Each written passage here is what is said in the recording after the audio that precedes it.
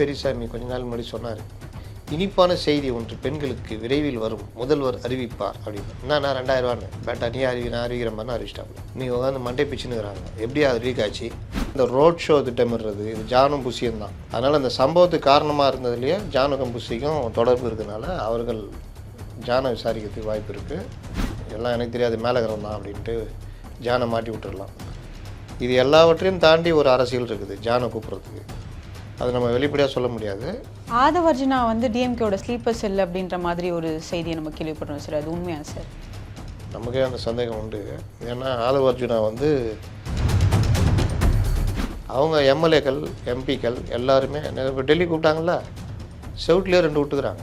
வா நாங்கள் ஏதாவது ஒன்று பேச்சுவார்த்தை நடத்த சொன்னோமா, தொகுதி பங்கீடு பற்றி பேச சொன்னோமா, ஆட்சியில் பங்கு அதிகார பகிர்வு ஏதாவது பேச சொன்னோமா? இல்லைங்க. அப்புறம் எதுக்கு எஸ்பி வேலுமணி கத்தி எடுத்துக்கிட்டு எதுக்கு எடப்பாடி வீட்டை நோக்கி போனார்? ஏன் இவர் காலை பிடிச்சி வாரி போட்டார்? இப்படி தான் பேசுவாங்க. அதெல்லாம் ஆள்லாம் இருந்தது. இங்கே அச்சின்னு கட்டி உருள்றாங்களா இல்லையா? ஏதாவது மெயின் ஸ்ட்ரீம் மீடியா பேசுதா? கப்புனுங்கிறான். பாயிண்ட் வரட்டும்னு உட்காந்துக்கிறான். சரி, என்ன தான் பேசுறது? சிபிஐ விசாரணையில் நடந்த கிடுக்குப்பிடி கேள்விகள். ஆகவே நம்முடன் இருப்பவர்கள் காங்கிரஸ் பேரிய இயக்கத்தை சேர்ந்த மாபெரும் தலைவர்களை கொண்ட இயக்கம் அப்படின்னு காலையில் இவங்க தான் எழுப்பி கூட்டு வந்திருப்பாங்க. இப்படியே ஊட்டி இவங்களை ஜெயிக்க வைக்கணும். அப்போ அவங்களுக்கு என்ன ஆகணும்? இந்த வேலையை நம்மளால் நிற்க வச்சு நம்மளே பார்த்துட்டு நம்மளே ஜெயிக்கலாமே. இவன் எதுக்கு? அவர் இருந்தால் தான் என் மத சார்பற்றன்னு ஒரு இது பாஜக எதிர்ப்புன்றதில் விட்டுலாம் மக்கள்கிட்ட. உதயநிதி ஒரு டீமு, மாப்பிள்ளை டீமு, கனிமொழி டீமு, சீனியர் அமைச்சர்கள் டீமே இல்லாமல் ஒருத்தர் இருக்கிறாருன்னா முதல்வர் மட்டும்தான். பாவம் தனியாகிறாப்புல. நாளை நமது நேயர்களுக்கு வணக்கம். இன்று நம்மோடு இணைந்திருப்பவர் மூத்த பத்திரிகையாளர் முத்தரிஃப் அவர்கள். வணக்கம் சார். வணக்கம் சார். இப்போ விஜய் விசாரிச்சதுக்கு அப்புறம் அருண்ராஜை விசாரிக்க என்ன காரணம் சார்? எதுவும் உள்நோக்கம் எதுனா இருக்காதுல்ல? விஜய் தான் இன்னைக்கு சம்மன் போயிருக்குது. அருண்ராஜோ ஆரோக்கியசாமியோ ஜான் ஆரோக்கியசாமியோ கூப்பிட்ட மாதிரி தகவல் எதுவும் இல்லை. ஒரு வேலை கூப்பிட்டாங்கன்னா இந்த சம்பவத்தோடு சம்மந்தப்படுத்தி ஏதாவது விஷயங்கள் இருக்கும், அதுக்காக விசாரிக்கிறதா இருக்கும். எனக்கு தெரிஞ்சு அருண்ராஜை கூப்பிட்றதுக்கு வாய்ப்பு கிடையாது. ஏன்னா அவர் வந்து கொள்கை பரப்பு செயலாளர். அவர் இந்த கூட்டத்துக்கு எதுக்குமே சம்மந்தம் இல்லாததான் இருந்தார். அவர் ஜான் ஆரோக்கியசாமி கூப்பிட்றதுக்கு வாய்ப்புகள் உண்டு. ஏன்னா இந்த திட்டங்கள் இடுறது, இந்த பொதுக்கூட்டம் பிரச்சாரம் முடிவு பண்ணுறது, விஜய் என்ன டைமுக்கு போகணும், எல்லாத்துக்கும் மேலே இந்த ரோட் ஷோ திட்டமிடுறது இது ஜானும் புஷியும் தான். அதனால் அந்த சம்பவத்துக்கு காரணமாக இருந்ததுலேயே ஜானுக்கும் புஷிக்கும் தொடர்பு இருக்கிறதுனால அவர்கள் ஜானை விசாரிக்கிறதுக்கு வாய்ப்பு இருக்குது. புஷி ஏதாவது வாய் விட்டுருப்பார்ல, பயந்து போய் எல்லாம் எனக்கு தெரியாது மேலகரம் தான் அப்படின்ட்டு ஜானை மாட்டி விட்டுடலாம். இது எல்லாவற்றையும் தாண்டி ஒரு அரசியல் இருக்குது ஜானை கூப்பிட்றதுக்கு. அது நம்ம வெளிப்படையாக சொல்ல முடியாது. அதனாலேயும் ஜானை கூப்பிடலாம். விஜய் கட்சி ஆரம்பிச்சது அவருக்கு நிதி எங்கிருந்து வருது அப்படின்ற ஒரு கேள்வி வந்துட்டே இருக்குது சார். நிதி எங்கிருந்து வருது? இப்போ தனி விமானம்லாம் போகிறாங்க, இதுக்கெல்லாம் எப்படி கூடுதலாக அதிகமாகும்? நம்ம என்னதான் பண்ணாலும் அது செலவு அதிகமாகும்ல சார். இதெல்லாம் எங்கேருந்து வருது ஃபண்டு? இது வரைக்கும் விஜய் பெரிய அளவில் நிதி வெளியில் செலவு பண்ணல. பெரும்பாலான இது மாவட்ட செயலர் தலையில் விழுந்திருக்கு, இல்லாட்டி ஆதவ் இந்த டீம் செலவு பண்ணியிருக்காங்க. கட்சியிலேருந்து விக்கிரவாண்டி, கட்சினா நிதி விஜய் கை விட்டு கொடுத்தது, விக்கிரவாண்டி இன்னும் 1-2 பண்ணியிருக்காங்க. பிரம்மாண்ட மாநாடுகள்லாம் நம்ம பார்த்தோம். ஆமாம். இது இல்லாமல் இந்த 20 லட்ச ரூபா கொடுத்தது விஜய் அவருடைய பணத்துலேருந்து கொடுத்தது. அதனால் அதுக்கான வருவாய் எப்படின்றதெல்லாம் எல்லாம் கணக்கு வச்சுருப்பாங்க. அப்படி இல்லைனாலும் சொல்ல போகிறாங்க சோர்ஸ் என்னான்னு. வெளிநாடுகளிலிருந்து கிறிஸ்துவ மிஷினரிகள் இந்த மாதிரிலாம் உருட்டுறதுலாம் எப்படின்னு தெரியல. அப்படி இருந்தால் அது மத்திய அரசு பார்த்துக்க போகுது. முறையாக கணக்கு வச்சுருந்தாங்கன்னா எந்த பிரச்சனையும் இல்லைன்னா மாட்டுவாங்க. அதனால் எனக்கு தெரிஞ்சு இது வரைக்கும் அவர் சொந்த காசு செலவு பண்ணுறாரு. என்ன பெருசாக அவங்க கட்சி வேலை பயங்கரமாக பண்ணிட்டாங்க. சில இது நடத்திருக்காங்க, சில இதெல்லாம் மாவட்ட செயலாளர் தலையில் விழுந்திருக்கு, சில இதெல்லாம் ஆதவர்ஜுனா பார்த்துக்கிட்டாரு. அதனால் அந்த மாதிரி இதுதான் நடந்திருக்கும். ஆதவர்ஜுனா டிஎம்கேவோட ஸ்லீப்பர் செல் அப்படின்ற மாதிரி ஒரு செய்தியை நம்ம கேள்விப்படுறோம் சார். அது உண்மையா சார்? நமக்கே அந்த சந்தேகம் உண்டு. ஏன்னா ஆதவர்ஜுனா பாஜக கூட போகக்கூடாது, ஏடிஎம் கூட போகலாம், பாஜக கூட போகக்கூடாது அப்படின்ற மாதிரிலாம் இருக்கார். இப்போ பாஜகவும் ஏடிஎம்கும் ஒன்றா இருக்காங்க, என்டிஏ அலைன்ஸ். அப்போ விஜய் இவர் ஆதவர்ஜுனா, நல்ல கேள்வி நீங்கள் கேட்டது. ஆதவர்ஜுனா ஒரு வியூக வகுப்பாளர், இந்த கட்சிக்கான வியூக வகுப்பாளர். அப்போ அந்த கட்சிக்கான வியூக வகுப்பாளர் இந்த கட்சியை ஜெயிக்க வைக்கிறதுக்கு அல்லது நடைமுறையில் என்ன பிரச்சனை இருக்குன்றது அவர் தான் புரிஞ்சுக்கிட்டு இருக்க முடியும், விஜய் இல்லை. அப்போ இவர் வியூக வகுப்பாளர்னு சொல்லிக்கிட்டு இருக்கும் பொழுது இன்றைக்கி கட்சி என்ன நிலமையில் இருக்குது, இந்த புஷி போன்ற ஆட்களை வச்சுக்கிட்டு அடுத்த கட்டத்துக்கு நகர முடியாது. அப்போது நம்ம என்ன செய்யணும், இருக்கிறதுல பெஸ்ட்டு சாய்ஸ் எது, என்டிஏ கூட அலைன்ஸ் போகிறது. அப்போ ஒரு 40-45 சீட்டு 50 சீட்டுக்கு ஏட்டு நிற்கிறோமா, ஒரு 40-45 சீட்டுக்கிட்ட ஜெயிக்கிறதுக்கு வாய்ப்பு இருக்குது. உடனடியாக நீங்கள் எதிர்க்கட்சி தலைவராக வரலாம். அடுத்து உள்ளாட்சி தேர்தலில் கூடுதலாக மாநகராட்சிகள் அது இதுன்னு மாநிலம் முழுவதும் பரவலாக நம்ம ஆட்களை உட்கார வைக்கலாம். அடுத்து எம்பி சீட்டில் ஒரு 7-8 எம்பி வாங்கிட்டு நிற்கலாம். இப்படிலாம் வரும்பொழுது நம்ம கட்சியை அடுத்தடுத்து நல்லா டெவலப்மெண்ட் பண்ணி கொண்டு போகலாம். மத்திய அரசோடு நம்ம இணைஞ்சி இருக்கிறதுனால நமக்கு பல பிரச்சனைகள் ஈஸியாக இதாகும். திமுக வீழ்த்திட்டு நம்ம 2வது இடத்துக்கு நகர்ந்துடலாம். அதற்கு பிறகு நம்ம 2030க்கு மேலே தனி ராஜ்யம் இறங்கணும்னா அன்றைக்கி நீங்களாக நானாலும் இந்த ஏடிஎம்கேடைய நம்ம டைப் பண்ணி பார்த்துக்கலாம். அப்படின்ற மாதிரி கொண்டு போகிறது ஒரு வியூக வகுப்பாளர் கரெக்டாக இருக்கும். இல்லை இப்போ நம்ம தான் தனியாக நிற்கணும், அவங்களோட போகக்கூடாதுன்னா தனியாக நின்னா கண்டான்னு தெரியும். ஆதவ அர்ஜுனாவுக்கு என்ன ஒரு எண்ணம் இருக்கும்னா, நாளைக்கு விஜய் நடிக்க இடிக்க போயிட்டாரு, தோத்துட்டா என்ன பண்ணுவார், நான் எனக்கு வேணாம் அரசியல்னு. அப்போ இந்த திரட்டப்பட்ட இளைஞர்கள் இருக்காங்கல்ல, அவங்க என்ன பண்ணுவாங்க, திமுக கடுமையான எதிர்பார்ப்பாங்க, ஏடிஎம்கேக்கும் இது இல்லாமல் நம்ம தனியாக இயங்கணும்னு நினைப்பாங்க. அப்போ அந்த டைமில் தாவேகாக்கு நான் தான் தலைமை அப்படின்னு இறங்கலாம்ல, பணம் இருக்குது எல்லாமே இருக்குது, ஈஸியாக ஒரு கட்சியை கைக்குள்ளே வரும்ல, அவர் அப்படி கூட யோசிக்கலாம். அதனால் அவர் அப்படி தான் யோசிக்கிறார் தவிர ஒரு வியூக வகுப்பாளராக அவர் விஜய்க்கு இந்த மாதிரி விஷயங்கள்னா. இன்னொன்று இவர் சொல்கிறத விஜய் கேட்கணும். விஜய் மண்டையில் யாரோ ஏற்றி விட்ருக்காங்கன்னா அது ஜான் சொல்கிறது தான் கேட்கணும். ஜான் அவர்கிட்ட போய் என்ன சொல்கிறாரு, இந்த பிரபஞ்சமே எதனால சார் அவருக்கு அவர் மேலே அவ்வளோ நம்பிக்கை வந்திருக்கும்னு நினைக்கிறீங்க? அவர் வேறு மாதிரி அவர் அணுகிறார். பிரபஞ்சத்தினுடைய குழந்தை நீங்கள், கடவுளின் குழந்தை, ஆசீர்வதிக்கப்பட்டவர் நீங்கள். விஜய் இதெல்லாம் நம்புறாரா சார்? நம்புறாரு. நீங்கள் முதல்வராவதை எந்த சக்தியாலும் தடுக்க முடியாது, அதனால் நீங்கள் தான் அடுத்த முதல்வர்ன்றாரு. இவருக்கு இந்த மாதிரி வார்த்தைகள் விஜய்க்கு இப்போ ஒரு விவகாரத்தில் நெகட்டிவ் பாசிட்டிவ் என்னான்னு ரெண்டுத்தையுமே ஒருத்தன் கேட்குறான்னா அவன் தான் நிர்வாகி.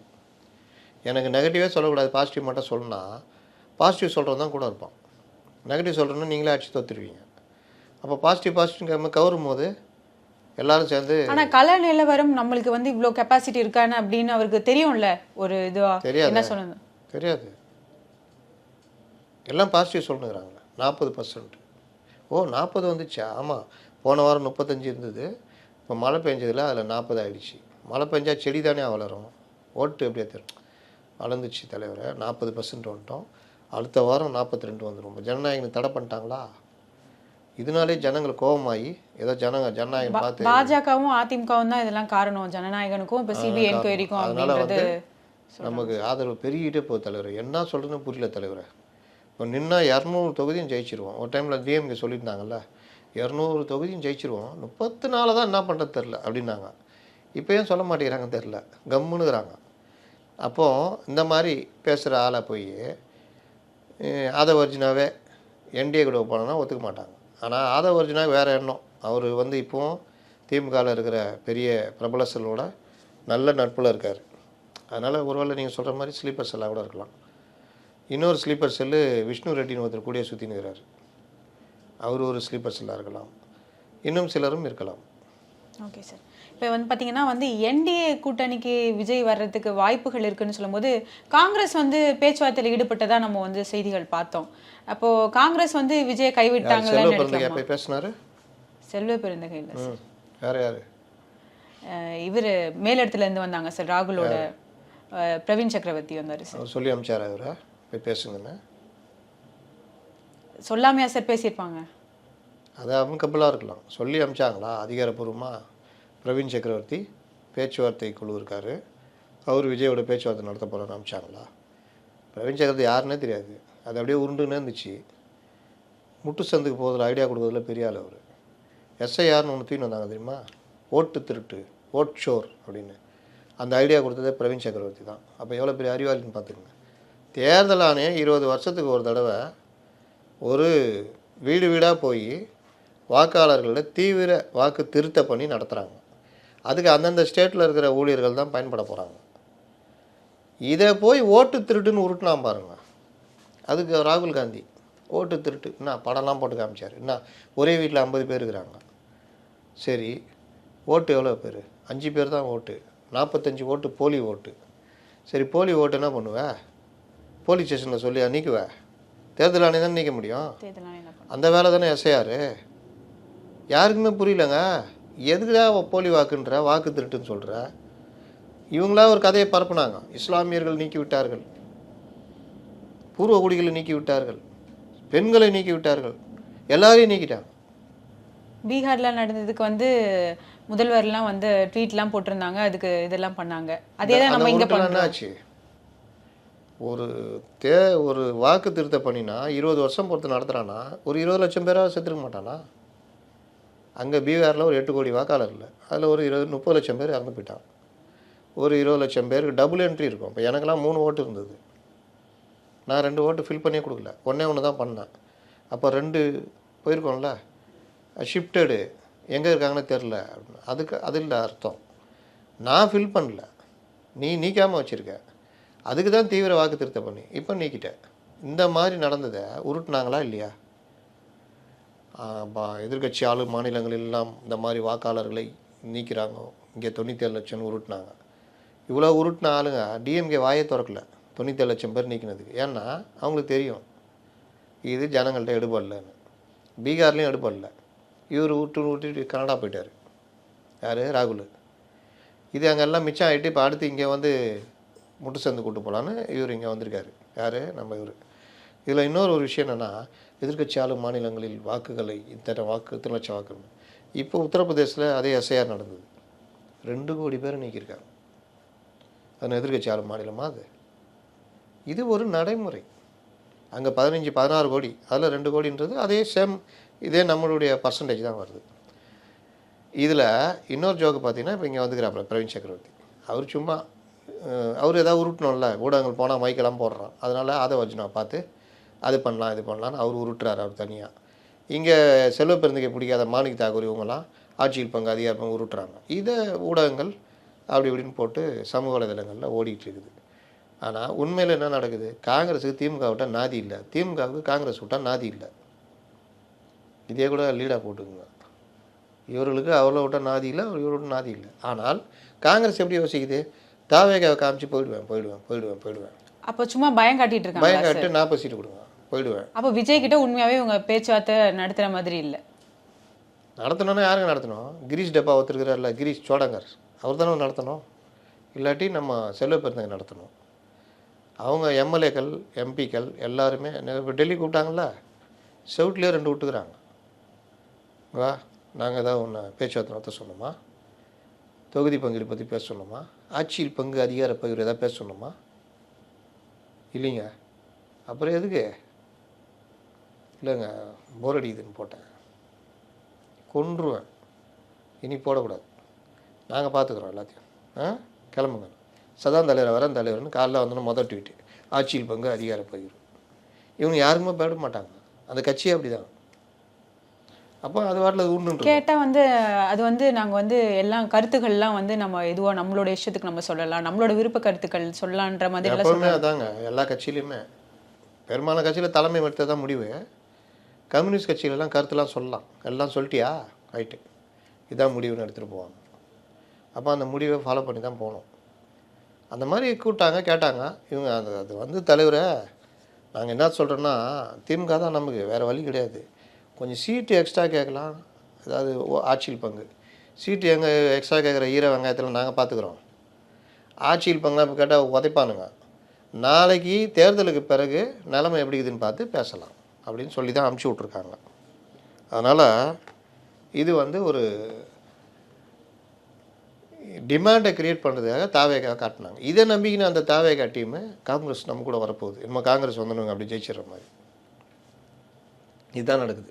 இதில் இன்னொரு விஷயம் பாருங்கள், சர்வே டீம் வச்சுக்கிட்டு இந்த டீமை, இந்த ட்ரெண்டு செட் பண்ணுற டீமை வச்சுக்கிட்டு, இந்த ஆதரவு ஊடகங்கள்லாம் வச்சுக்கிட்டு, ஜொல்லாவில் ஏடிஎம்கே பாஜக கூட்டணி ஒன்றுமே இல்லை நான் உருட்டினாங்கல்ல. சும்மா ஏதாவது பேசினால அன்றைக்கி டிவியில் பார்த்தா தான் விவாதம். என்ன ஆச்சு? எஸ்பி வேலுமணி கத்தி எடுத்துக்கிட்டு எதுக்கு எடப்பாடி வீட்டை நோக்கி போனார், ஏன் இவர் காலை பிடிச்சி வாரி போட்டார், இப்படி தான் பேசுவாங்க. அதெல்லாம் ஆள்லாம் இருந்தது. இங்கே அச்சின்னு கட்டி உருள்றாங்களா இல்லையா? ஏதாவது மெயின் ஸ்ட்ரீம் மீடியா பேசுதா? இல்லை சார். கப்புனுங்கிறான். பாயிண்ட் வரட்டும்னு உட்காந்துக்கிறான். சரி, என்ன தான் பேசுறது? சிபிஐ விசாரணையில் நடந்த கிடுக்குப்பிடி கேள்விகள், அதுதான் சார் அது கேட்குறாங்க. ரொம்ப ஈஸி. அவனை தான் எந்த ஒரு படத்தில் சூரி சொல்லுவார், என்ன தாண்டா எல்லாரும் போட்டு ஈஸியாக அடிச்சிடுறீங்க அப்படின்னு. அந்த மாதிரி போட்டு விஜய் அடி. ஜான் ஆரோக்கியசாமி கைதாவாரா? அந்நிய நாட்டிலிருந்து பணம் வருகிறதா? விஜய் கைதாவாரான்னு கூட. விஜய் கைதாவாரா? ஆளுங்கட்சி இதுவா? ஜனநாயகம் ரிலீஸ் ஆகுமா? நாட்டுக்கு தேவையான விஷயம் அதெல்லாம் பாஜக அழுத்தம் கொடுக்கிறதா? ஏறி உக்காந்துக்குச்சா? இப்படிலாம் போட்டுக்கின்னு ஈஸியாக உருட்டலாம்ல. டெய்லி பார்த்துட்டு இருப்போம். விஜய் பற்றி போட்டால் 2 பேர் பார்ப்பாங்க, வேறு டிஆர்பி எகுரும். இதை வச்சு உருட்டின்னுக்கிறாங்க. இங்கே அடிச்சின்னு உருள்றாங்க. கட்சிக்கு உள்ளுக்குள்ளேயும் சண்டை, வெளியும் சண்டை. ஏதாவது மெயின் ஸ்ட்ரீம் மீடியா பேசுதா? பேசவே மாட்டான். பேசுனா கதையை முடிச்சு விட்ருவாங்க. இதுதான் இன்றைக்கி அரசியல். Okay sir. பார்த்தீங்கன்னா வந்து அதிமுகவில் வந்து இப்போ பாமகலாம் இணைஞ்சிட்டாங்க என்டிஏ கூட்டணியில். இங்கே ஒரு பக்கம் வந்து மும்முரமாக வேலைகள் பார்த்துட்டு இருக்கும்போது இங்கே திமுகவில் வந்து என்ன நடக்குதுன்றது நமக்கு ஒரு கொஷின் மார்க் வருது சார். ஏன்னா இப்போ திமுகவுக்கு தான் போட்டின்ற மாதிரி நம்ம பார்த்துட்டு இருக்கும்போது இங்கே திமுக என்ன தான் பண்ணுது சார்? கூட்டணி நிலைமை என்ன இருக்குது, எப்படி இருக்குது? அதான் அடிச்சின்னு உருள்றாங்கன்றேன். காங்கிரஸ் மிரட்டிக்கிட்டு இருக்குது. காங்கிரஸை போன்னு சொல்லிட்டா போயிட்டாங்கன்னா அப்போ இருப்பா அப்படின்னா 40 கொடுன்றான். அப்போ போ, போன்னு போயிடாதுப்பா, இருப்பா. இப்படியே ஆட்டோ பிடிச்சிருக்கீங்களா சவாரி ரோட்டில் எங்கேயா போனா 200 கொடு. 200வா? போயிட்டு வரதுக்குலப்பா, போகிறதுக்கு மட்டும்தான். நானும் போகிறதுக்கு மட்டும் தான் கேட்குறேன். சரி நீ வேலைக்கு ஆக மாட்டேன். பின்னாடி இன்னொருத்தர் நிற்பார். அங்கே போகிறீங்க வச்சுங்க, இவர் கூப்பிடுவார். மேடம் வாங்க மேடம். நம்ம நினச்சிக்குவோம் 100 பேசணும்ல, அது 100 தானே. 150 கொடுங்க மேடம். அப்பா 100 வா, இல்லை விடு. அவர் அங்கேருந்து உடனே அங்கே போகிறதுக்குள்ள மேடம் வாங்க மேடம்ண்ணா 120 கொடுங்க மேடம். ஏம்பா 100 தான், என்ன நீ இதே பண்ணுற? மறுபடியும் அவர் அங்கேருந்து அங்கே போகிறது முன்னாடி மேடம் வாங்க, சரி ஏறுங்க, 10 போட்டு கொடுங்க. இது பலரும் வாழ்க்கையில் சந்திச்சிருமா இல்லையா? சேம் அதே பேட்டர்ன் தான். நான் போகிறேன், இரு வா என்ன வேணும்? 40 சீட்டு இரியா, 40 சீட்லாம் தர முடியாது. அப்போ நான் போகிறேன், போக மாட்டாங்க. அதுதான் தெரிஞ்ச கதை. பார்த்து தரேன் வாப்பா. 22 வாங்கிக்கோ. என்னது 22? யோ, போன தடவை 25, இந்த தடவை 22. சரி இவங்க அதெல்லாம் முடியாது, 40 குறைய முடியாது. இல்லை பார்த்துக்கலாம் வா, 24 கொடுக்குறேன் வா. என்ன 24? என்ன நினச்சினுக்கிறேன்? இப்படியே இதுதான் மேட்ரு. அதனால் இவர்கள் கதையை இப்படி தான் ஒட்டிட்டு சண்டை போட்டுனுக்குறாங்க. ஜொல்லாவில் இவ்வளோ சண்டைக்கு பிறகு இவங்க தேர்தல்னா அவங்க எப்படி இருப்பாங்க? பேட்டா எங்களே வேலை காமிச்சியா நீ? எவன் மன்னிக்கிறான்னா வேலை செய்யாதீங்களா? ஏன்னா இவங்க யார் வேலை செய்வா? திமுக தான் வேலை செய்யணும். துட்டு கொடுக்கணும், காலைல எழுப்பி பிரச்சாரத்துக்கு கூப்பிட்டு போகணும். வேஷ்டி செட்டப் மட்டும் அவங்க வாங்கிக்குவாங்க. மற்றதெல்லாம் இவங்க தான் டிஃபன் வாங்கி கொடுக்கணும், கூப்பிட்டு போகணும், ஜனங்களை கூப்பிட்டு வரணும், அந்த ஜனங்களுக்கு துட்டு கொடுக்கணும், தேர்தல் அலுவலகம் போடணும், அங்கே வந்து உக்கார ஜனங்களுக்கு துட்டு கொடுக்கணும். இவர் மட்டும் அப்படியே நிற்பார். ஆகவே நம்முடன் இருப்பவர்கள் காங்கிரஸ் பேரிய இயக்கத்தை சேர்ந்த மாபெரும் தலைவர்களை கொண்ட இயக்கம் அப்படின்வாங்க. காலையில் இவங்க தான் எழுப்பி கூப்பிட்டு வந்திருப்பாங்க. இப்படியே உருட்டி இவங்களை ஜெயிக்க வைக்கணும். அப்போ அவங்களுக்கு என்ன ஆகணும்? இந்த வேலையை நம்மளால் நிற்க வச்சு நம்மளே பார்த்துட்டு நம்மளே ஜெயிக்கலாமே, இவன் எதுக்கு? அவர் இருந்தால் தான் என் மத சார்பற்றன்னு ஒரு இது பாஜக எதிர்ப்புன்றதில் விட்டுலாம் மக்கள்கிட்ட. சிறுபான்மையர் ஓட்டுன்னு அதுக்கு மட்டும்தான்டா தேவை. அதுக்கு என்ன பண்ணுறது? 20 இடம் குத்து தான் ஆகணும். இப்படி தான் காங்கிரஸ் நிலமை ஓடுது. கேரவன் பார்த்துருக்கீங்களா? கேரவன் ஓடுமா? டிரைவர் இருந்தால் ஓடும் சார். அந்த கேரவனில் பாக்ஸ் கேரவன், இன்ஜின் இல்லாத கேரவன் இருக்குது பார்த்துருக்கீங்களா? வண்டியில் கட்டி இழுத்துன்னு போவாங்கள்ல. இல்லை சார், நான் பார்த்தது இல்லை. பார்த்தது இல்லையா? வண்டியில் கட்டி இழுத்துன்னு போகிறதுக்குன்னு தனியாக ஒன்று இருக்கும். அதுக்கு ஒரு கொக்கி போட்டு வண்டி இழுத்துன்னு போகும். அந்த கேரவன் தனியாக ஓடுமா? இல்லை சார். சரி ரயில் போட்டி வச்சுக்கோங்க, ரயில் போட்டி தனியாக போகுமா? தனியாக போகாது. இன்ஜின் தேவையில்ல, அந்த இன்ஜின் தான் திமுக இல்லாட்டி அதிமுக. வெறும் போட்டி கொண்டு வந்து இது பழைய இந்த இன்ஜின் புகை போட்டு போகும்ல குப்புன்னு அந்த காலத்தில், அந்த இன்ஜின் தான் தாவேக்கா. அதில் போட்டு இணைச்சிக்கிட்டு வந்தே பாரத்துக்கு இணையாக இந்த வண்டி ஓடுமா?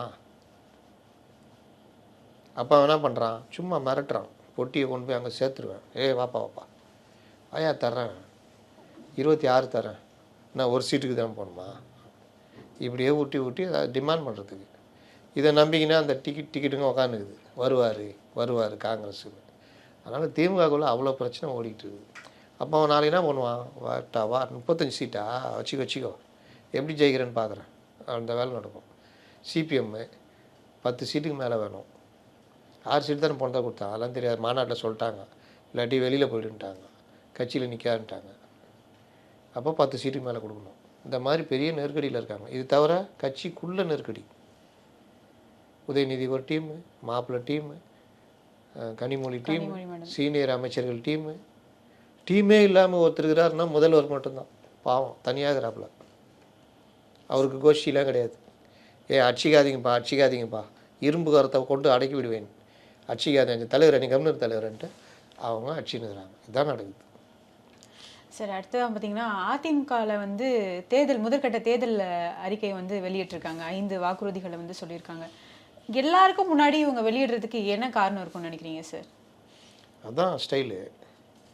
நீங்கள் பார்த்தீங்கன்னா பெரியசாமி கொஞ்ச நாள் முன்னாடி சொன்னார், இனிப்பான செய்தி ஒன்று பெண்களுக்கு விரைவில் வரும், முதல்வர் அறிவிப்பார் அப்படின்னு. என்னன்னா 2000 பேட்டா நீ நான் அறிவிக்கிற மாதிரி அறிவிச்சிட்டாப்புல. நீ உட்காந்து மண்டை பிச்சுன்னுக்குறாங்க. எப்படி அது லீக் ஆச்சு? அந்த ஆள் அறிவிச்சிட்டான். தேர்தல் அறிக்கை தானே கொடுப்பான் அந்த ஆள். அதை விட்டுட்டு தேர்தல் அறிக்கை முன்னாடி ஒரு ட்ரெய்லர் அறிக்கை விட்றாரு. நியாயம் கொஞ்சமாவது சண்டை, நியாயமாக சண்டை போடுங்கயா, அநியாயம் பண்ணுறீங்களே. அப்படிதான் பண்ணுவோம். நீ அறிவிக்கலாம் இருந்தால இவர் சட்டசபையில் அறிவிச்சிருப்பார், அது மாதிரி இவர் அறிவிச்சிட்டார். இப்போ என்ன பண்ணுவேன்? காப்பி பேஸ்ட் பண்ணிக்கிறீர்கள். அப்போ மகளிர் உரிமைக்கு 1000 ரூபா வந்து கமல்ஹாசன் வந்து காப்பி பேஸ்ட் பண்ணது தானே. கமல்ஹாசன் தாங்க முதல்ல அதை கண்டுபிடிச்சது. பைத்தியகாரத்தனமான விஷயம் அது. அதை இவங்க பிடிக்கின்னு 1000 ரூபான்னு இவங்க அறிவிச்சாங்க. அவர் புலம்புனார். அப்போ இப்போ கேட்டால் புலம்ப மாட்டார். புரியாத மாதிரி ஏதாவது நம்மள்கிட்ட சொல்லி அனுப்பிச்சி விட்ருவார். நமக்கே புரியாது. 3 நாள் யோசித்தோம், சரி திட்டினாரா வாழ்த்துறாரா, சரி ரைட் விடு அப்படின்றோம். அந்த மாதிரி கமல்ஹாசன் சட்டத்தை பிடுங்கினது தான் மகளிர் உரிமை தொகை திட்டம் அறிவிப்பு. அது காப்பி பேஸ்ட்னா இதுவும் காப்பி பேஸ்ட் தான் வச்சுக்கோ. என்ன இப்போ அப்படிதான் பண்ணுவோம். இதானே அரசியல். குய்ய முறைன்னு கத்துறாங்க. அவர் யார்? ரகுபதி. காப்பி பேஸ்ட் திட்டம். நீயே காப்பி பேஸ்ட்டு தான் ஏன்டாப்பில் யார்? என்பதுரை. நீயே ஏடிஎம்கே காப்பி பேஸ்ட்டு தானியா? ஏடிஎம்லேருந்து அங்கே போனேன். ஒன்றகிற பாதி பேர் அங்கே இருக்கிற பாதி பேர் காப்பி பேஸ்ட்டு தான் போ அப்படின்ட்டாங்க. அதனால் அந்த திட்டங்கள் அவர் அறிவித்ததெல்லாம் வந்து அவர்களுக்கு மரணடி கொடுத்துருது. அவங்க வந்து எதிர்பார்க்கவே இல்லை. இந்த ட்விஸ்ட்டை அவங்க எதிர்பார்க்கல. சார் யாருமே எதிர்பார்க்கலையே சார். நம்மளே வந்து அந்த ப்ரெஸ் மீட்டுன்னு சொன்னதுக்கப்புறம் தான் நமக்கே தெரியும். ஆமாம். அதனால் எதிர்பாராத ட்விஸ்ட்டை கொடுத்து இவர்களை வந்து திக்கும் கால வச்சிட்டாரு. இப்போ மண்டை காஞ்சி போயிருக்கிறாங்க. புதுசாக அதை யோசிக்கலாமா, என்ன பண்ணலாம் அப்படின்னு யோசிச்சுனுக்கிறாங்க. இன்னொரு கேள்வி சார். என்னன்னா இந்த 5 வாக்குறுதிகளும் நிறைவேற்ற முடியுமா, வந்து பண்ணுவாங்களா, செய்வாங்களா, இதெல்லாம் வந்து கடன் சுமை அதிகமாக இருக்குது, ஆல்ரெடி வந்து ரொம்ப அதிகமாக போயிடுச்சு அப்படின்ற மாதிரி ஒரு கேள்வி வந்து வைக்கிறாங்க சார். இதை எப்படி சார் நம்ம எடுத்துக்கிறது? என்ன தனிப்பட்ட முறையில் கேட்டிங்கன்னா இது பெரிய சுமை. 48,000 கோடி ரூபா வருஷத்துக்கு செலவாகும். 4,400 கோடி ரூபா ஒரு மாதத்துக்கு செலவு. அப்போது 48 தாண்டி போயிடும். டாஸ்மார்க்கில் வர்ற வருமானத்தை அப்படியே தூக்கி இதுக்கு ஒதுக்கணும். இவர் எடப்பாடி பழனிசாமி கேட்டால் என்ன சொல்கிறாருன்னா, எங்களுக்கு அதை சமாளிக்கிற வித்தை தெரியும், இவர்களுக்கு நிதி மேலாண்மை பற்றி ஒன்றும் தெரியாது. அது உண்மைதான். நீங்கள் எங்கெங்கெல்லாம் வரி வருவாய் இருக்குதோ, மக்களை பாதிக்காத அளவு கொண்டு போகணுமோ அது எதுவுமே பண்ணல. வந்த உடனே 4 வருஷம் கரண்ட் பில் ஏற்றுனாங்க. கேட்டால் உதய திட்டத்தில் அவங்க கையெழுத்து போட்டாங்க, அதனால தான் நாங்கள் ஏற்றணுன்னு. இது உதய திட்டத்தில் கையெழுத்து போட்டோன்னே 4 வருஷம் ஏற்றலை. 2017 கையெழுத்து போட்டு 21 வரைக்கும் ஏற்றலை. நீ வந்தவொன்னே ஏற்றுறிய. அவங்க இத்தனைக்கும் அவர் என்ன சொல்கிறாரு, அதான் உண்மை. பேரிடர், 1 வருஷம் லாக்டவுனு, 1 ரூபா கூட வருமானம் வரல, வரி வருவாயின்றதே கிடையாது. செலவு 40,000 கோடி ரூபா கொரோனா பீரியடில். இதெல்லாம் நாங்கள் சமாளித்தோம்ல, அதான் எங்களுடையது. நீ உனக்கு என்ன இக்கட்டு வந்தது? எத்தனை பேரிடரை சந்திச்சிங்க? எத்தனை புயல், ஒக்கி புயல், அந்த புயல், இந்த புயல்னு உங்களுக்கு ஏதாவது ஒன்று வந்ததா? ஆனாலும் சமாளிக்க முடியாமல் இவ்வளோ கடன் வாங்கி வச்சுருக்கீங்க, இவ்வளோ விலைவாசி இவ்வளோ உயர்த்தி வச்சுக்கிறீங்க. இதுவும் சொல்கிறாங்க சார், கஜானாவுக்கு வந்து காசு வரல அப்படின்றத சொல்கிறாங்க. வருவாய், அரசு வருவாய் வந்து அரசு கஜானாக்கு வரல. எப்படி வரும்? மின்சாரம் இருக்குது. மின்சாரத்தை நீங்கள் உற்பத்தி பண்ணால் கம்மி விலையில் உற்பத்தி பண்ணலாம்.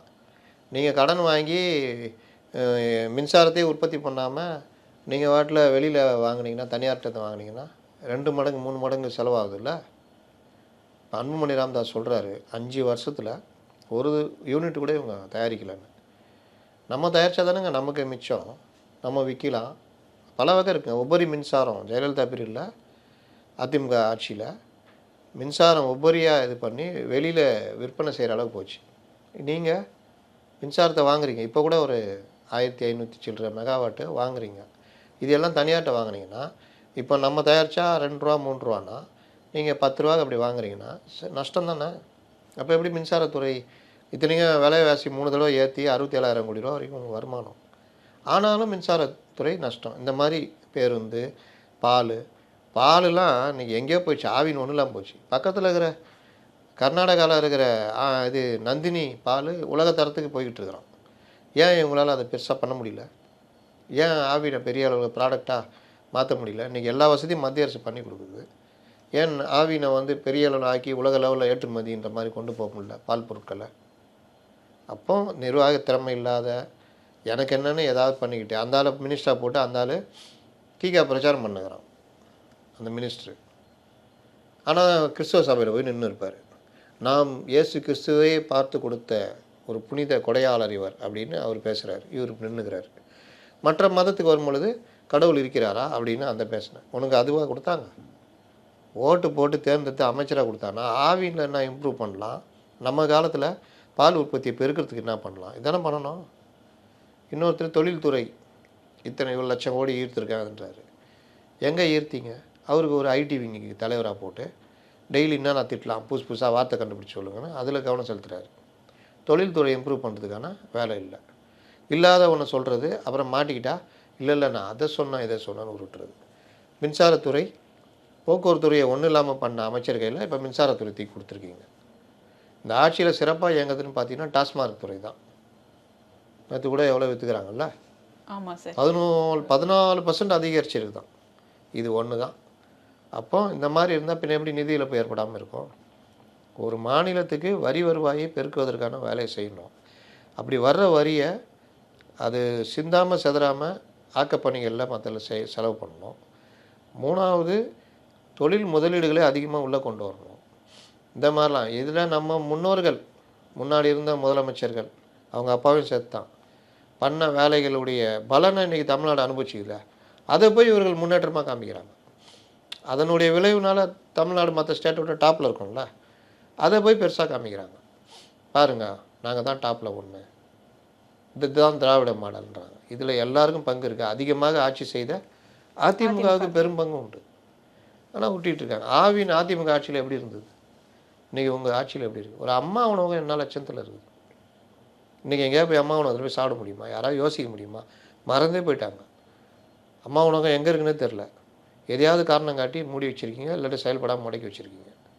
அப்புறம் என்ன சமூக நல திட்டங்களுக்கு நீங்கள் அக்கறையாக பண்ணுறீங்க? பள்ளி கல்வித்துறை இன்னைக்கு எப்படி சீரழிஞ்சு போய் கிடக்குது? ஸ்கூல்ஸ்லாம் வேறு மூடிட்டாங்க சார்.